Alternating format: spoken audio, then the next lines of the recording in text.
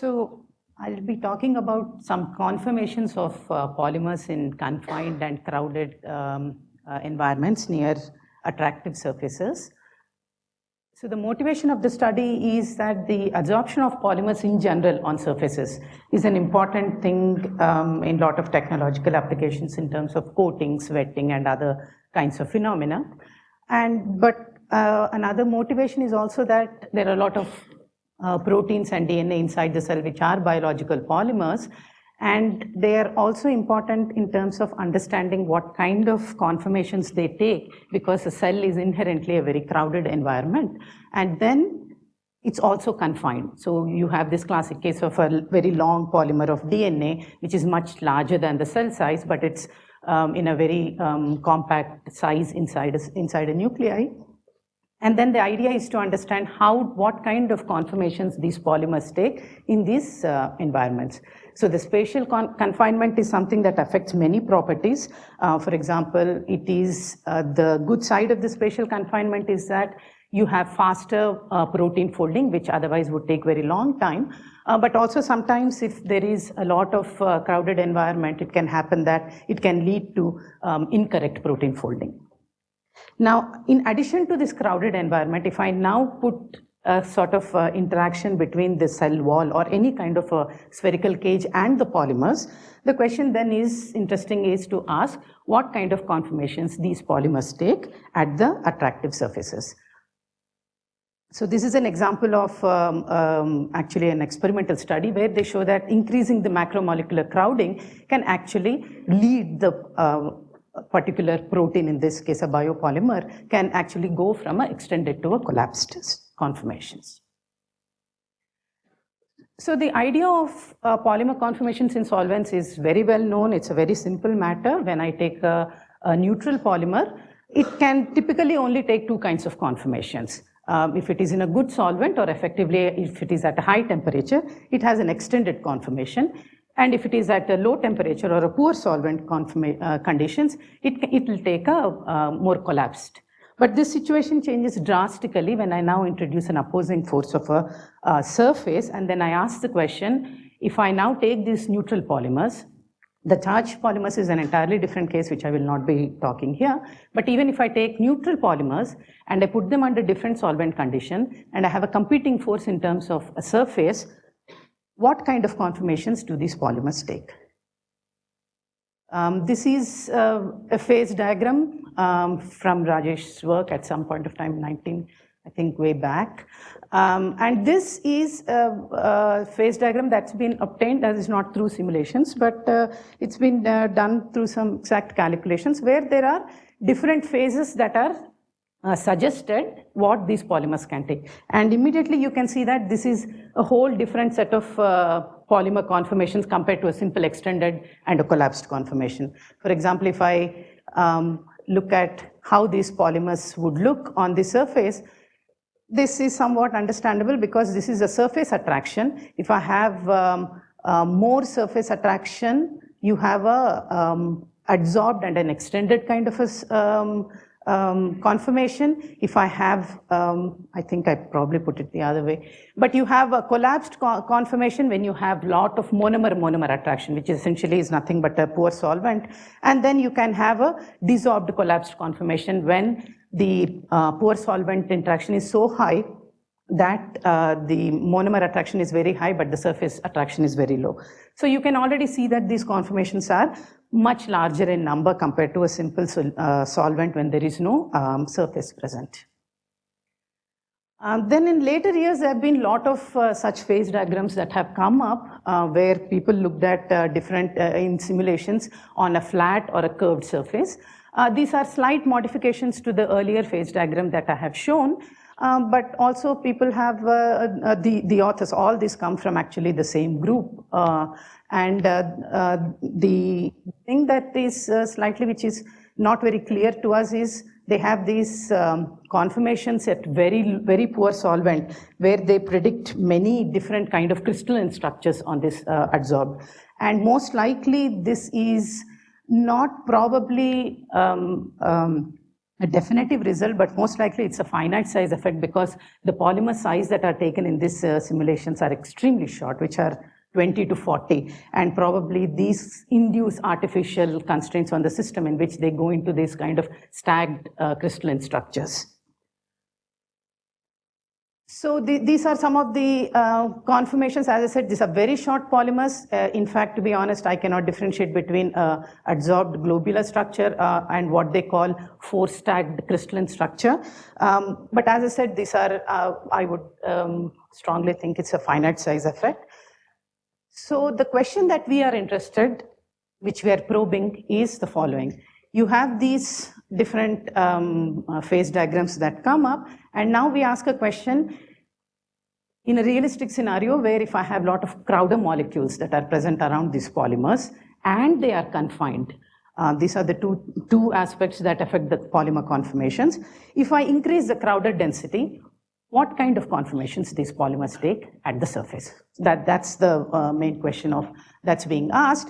And to just give you a focus on what exactly is a part of the phase space we are looking at, this is, as I said, this is a poor solvent increasing attractive interaction, which is same as the poor solvent increasing attraction in this case. So we would like to ask the question, what happens if I increase the Crowder density? What kind of new conformations that can emerge in these systems?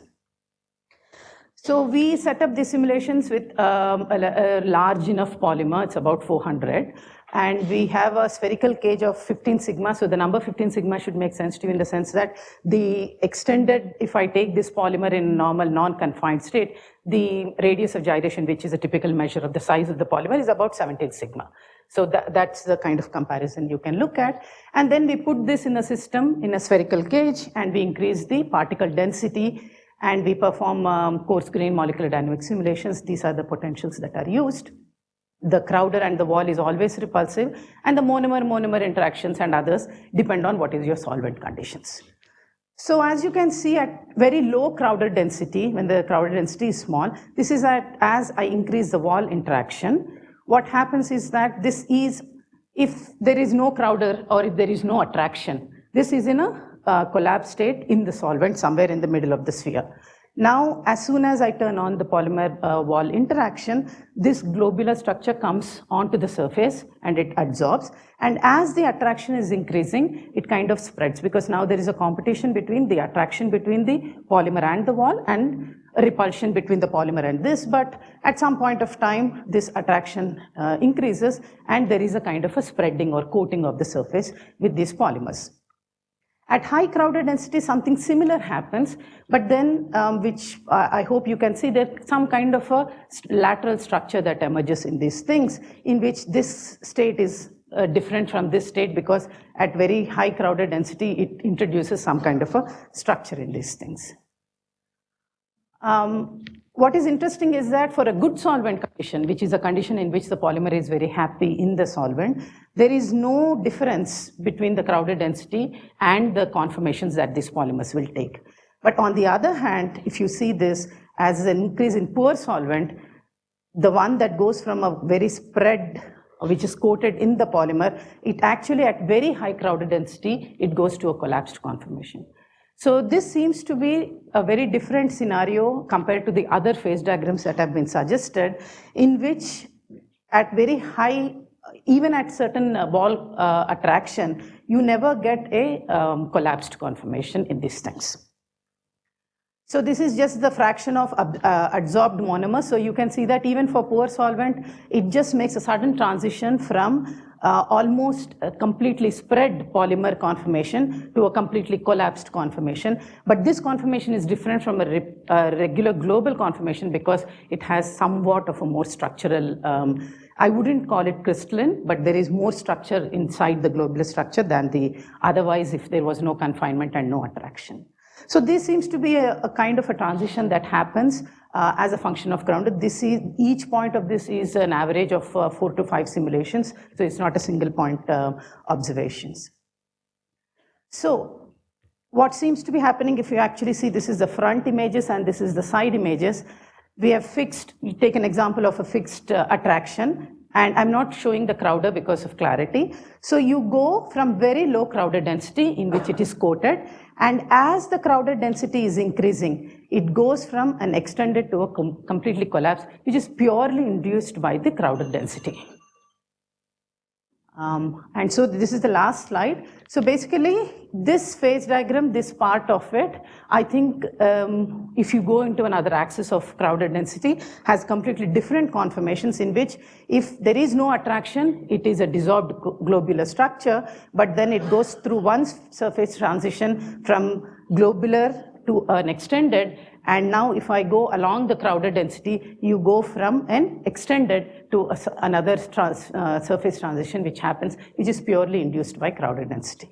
So I think we need to complete more parts in this phase diagram, but I'm pretty sure that there would be differences to this kind of a phase diagram when you introduce crowded density into the system. So I'll thank you.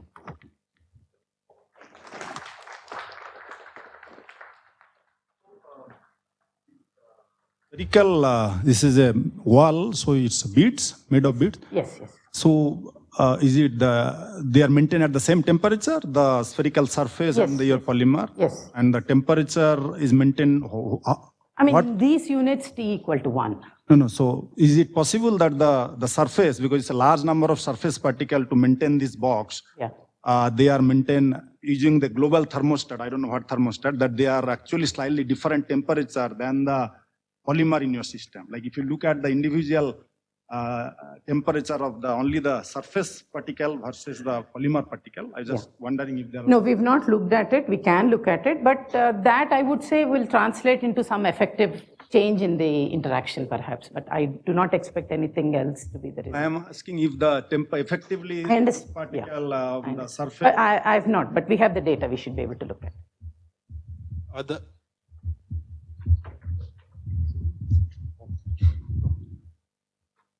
the Crowder molecules different from the solvent molecules?